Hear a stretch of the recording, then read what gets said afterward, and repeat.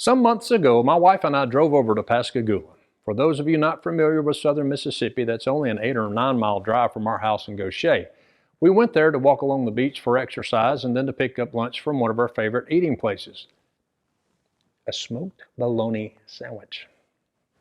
On the way there, we were involved in a little bit of a traffic accident. A lady in an SUV rear-ended my car, and I felt it, although it was very slight, and I heard the sound of two pieces of plastic connecting with each other, and that too was very slight. So I pulled my car off the street into a parking lot to check out the damage, expecting her to do the same. This was in a very safe part of town with plenty of traffic, so there was no reason really for me not to expect her to follow me into the parking lot. Well, she didn't, and I was not happy. I can be guilty of being a man who gets rather irate and rather quickly when I feel that I've been wronged. I try very hard not to be that way. I really do, and it's something that I've struggled with my entire life. So, of course, I followed her. She went a few blocks and she turned left. She turned left again, this time into the parking lot of the local post office. And about that time, it occurred to me that she had not even tried to hide or run. No, she made no effort whatsoever to avoid me catching up to her at all. It was as if she did not even know that she had a reason to. I pulled into the parking lot a couple of spaces to her left and got out of my old car. I walked around to about halfway between the two cars. I looked over at her. She did not seem nervous or agitated, unlike me. Strange, I thought, but then it clicked. She has no idea that she even hit me. I hope I didn't scare her, I really do, but I waited until she opened her door and then asked, "Did you even know that you hit me?" I pride myself on being able to read people, and in fact, I often think I should have pursued a career in the field of behavioral sciences. Friends, let me tell you, this lady had no clue that she had run into the back of my car. She told me she heard something but thought it was her brakes.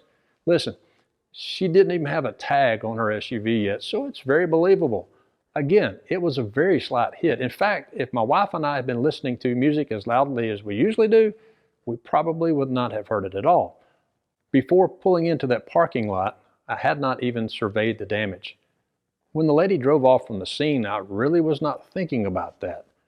There in that parking lot, that very nice lady and I looked at both my rear bumper and her front bumper. Well, my old car's rear bumper has a few new scratches, among many. Her SUV was a little bit worse. It had been spotless. It was not new, but it was pretty new and it looked good. I felt bad for her. My now 19-year-old car already had some character. Her much newer SUV had been pristine until that accident. I felt like a real jerk.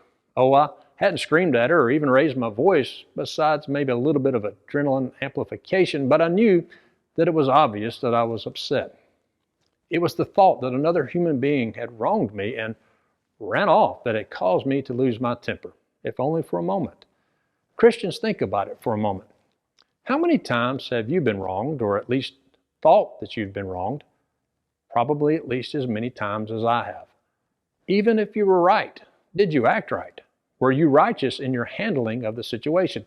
Did you act like Jesus would have acted if it were he who was wronged?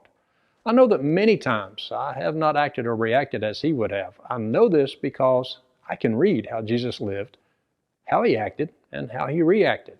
And I know that my actions and words have not always been like his. Read with me as we read what Peter wrote in 1 Peter 2, beginning with verse 20. For what credit is it if, when you are beaten for your faults, you take it patiently? But when you do good and suffer, if you take it patiently, this is commendable before God.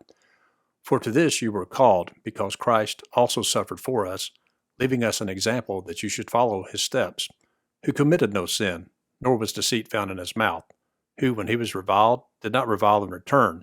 When he suffered, he did not threaten, but committed himself to him who judges righteously, who himself bore our sins in his own body on the tree, that we, having died to sins, might live for righteousness, by whose stripes you were healed. Of course, Jesus was only being brutally persecuted and even murdered because of me and because of you, but someone had scratched my bumper. Yeah, I felt like a real jerk when I slowed down and thought about it. I should have felt like a jerk. Thankfully, I had calmed down enough to tell her that the little scratch was nothing and that I'm not concerned about it. And that's true. It's just plastic and it still functions just fine.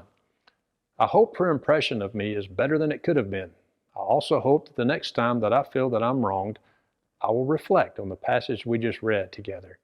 I'll strive to respond like Jesus did. His was so much worse than a scratch.